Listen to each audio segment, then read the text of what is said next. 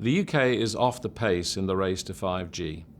Other countries are accelerating away, not because we don't have drones or self-driving cars, but more importantly, because one of 5G's main building blocks, dark fibre, is in short supply. Dark fibre is key for network densification, and densification is also crucial for 5G. But we don't have enough dark fibre, and the market that's supposed to supply it is backfiring. I'll share with you some of the work we've been doing to unlock the 5G dark fibre infrastructure market, and much more besides.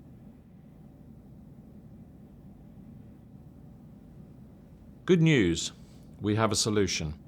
Last year, I said there was an alternative to Openreach DFA. We've made a big leap forward in understanding the economics and practicalities of creating a true alternative to Openreach. It's based on delivering mobile-centric fibre networks to get us in the race for 5G and to catch up with the leaders in the US and Asia. What is mobile-centric fibre? I'm talking about a fibre network focused on the priority areas for 4G and 5G densification. And London is the most burning and complex area over the next few years. Our design gets us to within a 10-metre dig of the priority small cell locations for the mobile operators. It's different to the full fibre networks that target residential and business customers with broadband connections. A full fibre focus won't cover very important mobile areas early enough. But oddly enough, a mobile-centric approach could accelerate full fibre in the mobile priority areas.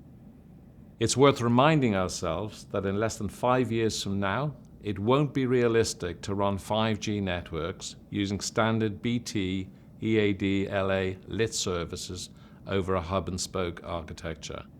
Remember, this architecture was designed at least 100 years ago for analog telephony over copper wires.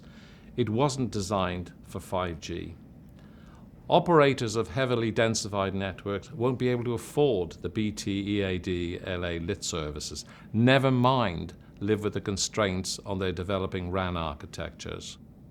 Our target all-in price for a small cell support infrastructure, including backhaul, is below £1,500 a year. Bear in mind, BT's 1 gig EAD costs around £2,000 a year, and 10 gig EAD LA around £4,000 per year. And that's for an on-resilient service. If you want resilience, double these charges.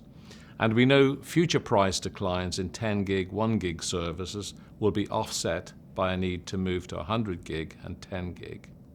It's little wonder that small cell rollout has stalled. At this rate, we'll never break through. Customers and our place in the 5G race are the losers. But it's not just about the price. Using a generic lit solution and a hub-and-spoke setup is an inherently inefficient and inflexible architecture, especially where macro-micro interworking that's so vital for aggregation, integration, and evolution must be routed through the serving exchange. And there are few opportunities to be imaginative at the optical level. It also creates timing and synchronization challenges, especially for TDD spectrum and awkward C-RAN implementations. Both demand very low latency and very high bandwidth.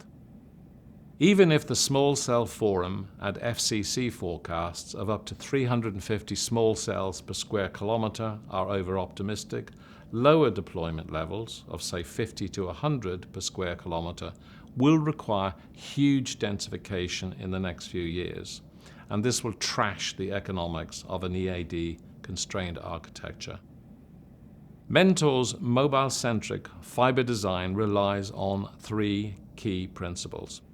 First, deploying very high capacity, high strand count dark fibre rings and ducts, where mobile operators are eager to build more capacity by densification. Second, the network build uses a mixed economy approach, blending the use of fibre in sewers, purchase of IRUs for existing fibre, and traditional dig to build rings close to the mobile operators' preferred locations for small cells. Third, ring planning takes us to within a 10-meter dig of key small cell sites and allows for simple, low-cost, almost on-demand fibre provisioning that mobile operators urgently need. We have the data, we know where these areas are and how to get fibre to them.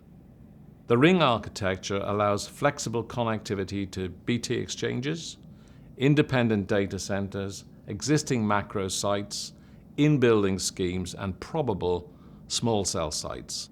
It naturally provides resilience through alternate clockwise and anti-clockwise routings, as well as direct connections to simplify peer-to-peer connectivity within 5G RAN systems.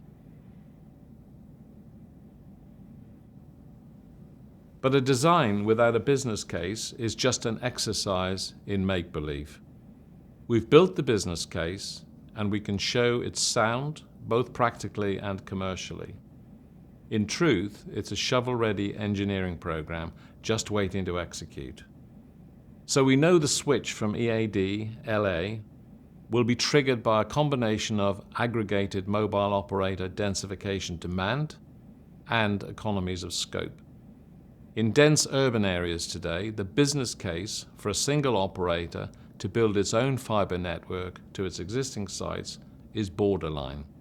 There are no savings on a 20-year BT EAD TCO. In dense urban areas, with two operators aggregating demand and driving moderate densification, say ×2, the total cost of ownership for the self-build approach is 50% of the EAD TCO, with small cells getting to our all-in target of below £1,500 per year OPEX range. That's with all the infrastructure needed, fibre, plus cabinet and concession rental. Adding a third and fourth operator reduces the per-site TCO by a further 20%. Our design also delivers lots of spare capacity, allowing fibre wholesaling to residential and enterprise-focused ISPs and supercharges the business case.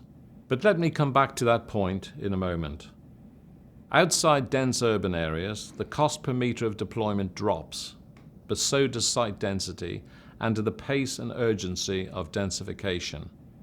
And to make a truly powerful business case, economies of scope are particularly important here.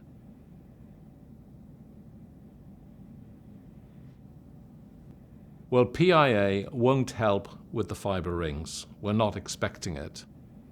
For the mobile priority areas, we believe BT's ducts are jam-packed with cables, and we would end up digging round half of London.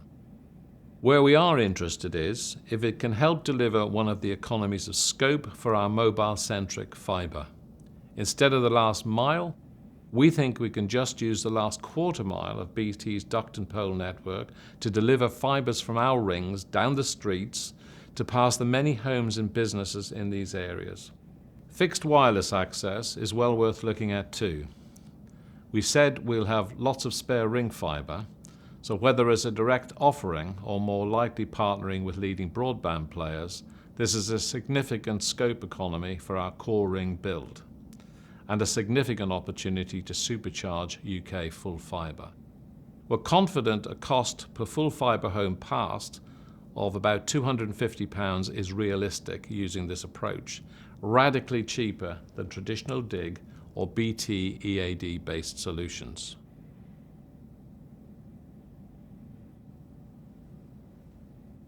We know where the operators need fibre to drive their densification plans down to the individual site grid references.